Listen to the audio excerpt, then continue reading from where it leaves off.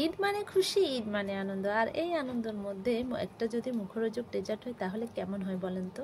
আজ আমি আপনাদের সাথে একটা রেসিপি শেয়ার করব। এটা হচ্ছে নবাবী সেমাই রেসিপি। এই ঈদে অনেক আপু এই ডেজার্টটি তৈরি করেছেন। আমি একদম কম খরচে খুব ঘরোয়া উপকরণ দিয়ে ডেজার্টটি তৈরি করেছি। আমি এই প্রথম এই ডেজার্টটি তৈরি করেছি, ভুল ত্রুটি হলে ক্ষমা সুন্দর দৃষ্টিতে দেখবেন। তো এখানে আমি 2 টেবিল চামচ তেল দিয়ে দিয়েছি। আপনারা চাইলে বাটার বা ঘিও দিয়ে দিতে পারেন।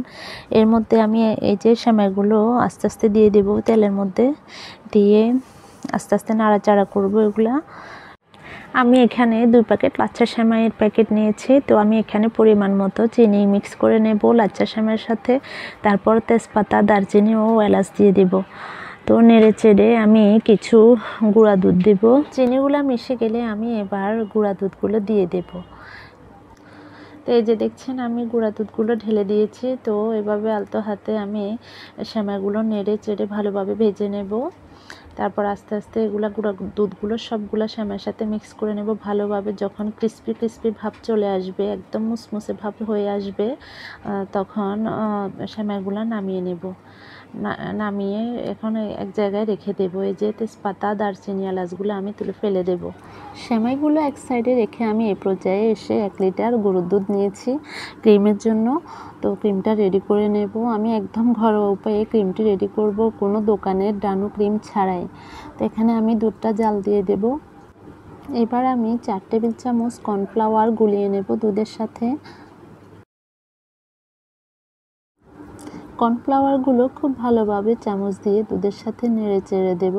ভালোভাবে মেশা হয়ে গেলে এবার আমি পরিমাণ মতো চিনি দিয়ে দেব দুধের সাথে। পরিমাণ মতো চিনি দিয়ে দুধের সাথে চিনিগুলা মিক্স করে নেব। এরপর জাল দিয়ে দেব। চিনি মিক্স করার সাথে সাথে আমি কিছু এখানে গুঁড়ো দুধ অ্যাড করব। এরপর এই যে গুঁড়ো দুধগুলো দেখছেন, এগুলো আমি মিক্স করে নিয়েছি। অনেকক্ষণ দুধে ব্লক আসার পর দুধগুলো অনেক ঘন হয়ে গিয়েছে। তো আমি আস্তে আস্তে দুধগুলো একদম ঘন করে নেব। যাদের কাছে কর্নফ্লাওয়ারটা কম আছে আপনারা চাইলে এখানে 1 টেবিল চামচ সুজি দিয়েও দুধটা ঘন করতে পারেন, এটা অপশনাল। তো আমি এই পর্যায়ে এসে দুধটা নামিয়ে নেব। তো আমি যে বক্সগুলোতে সেমাই সেট করব ওই বক্সগুলো নিয়ে নেব। এখানে আমি সেমাইয়ের 3 ভাগের 2 অংশ আমি সেমাই বক্সগুলোতে সেট করে নেব।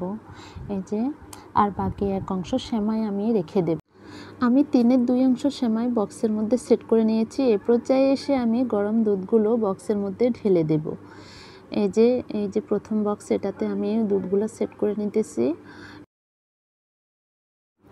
পরের বক্সেও সেমভাবে দুধগুলো আমি ঢেলে নেব। এই যে এবারে দুধগুলোকে আমি ঠিকভাবে সেট আপ করে নেব। এরপর বাকি 1 অংশ সেমাই আমি আস্তে আস্তে এখানে সেট আপ করে নেব।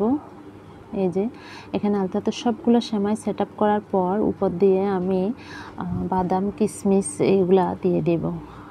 আপনারা যে যার মতো যেভাবে পারেন সাজিয়ে নেবেন। আমি আমার মতো করে সাজিয়ে নিয়েছি। কোনো ভুল হলে ক্ষমা সুন্দর দৃষ্টিতে দেখবেন, যেহেতু এই প্রথম আমি এই সেমাইটা বানিয়েছি।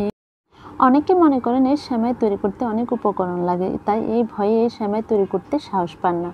তো একদিন এইভাবে এই রেসিপিতে ঘরে তৈরি করে দেখবেন, আশা করি ভালো লাগবে। আমার বাচ্চারা তো অনেক পছন্দ করেছে। তো আমি ঈদের দিন আমার বাসায় কয়েকজন গেস্ট এসেছে এবং আমার বাচ্চাদেরকে এই সেমাইগুলা ঠান্ডা ঠান্ডা সার্ভ করে দিতেছি। ওদের কাছে নাকি অনেক ভালো লেগেছে। তো আপনারাও একদিন বাসায় ট্রাই করবেন। আমার ভিডিওটি যদি ভালো লেগে থাকে লাইক, কমেন্ট, শেয়ার করে পাশে থাকবেন। ধন্যবাদ।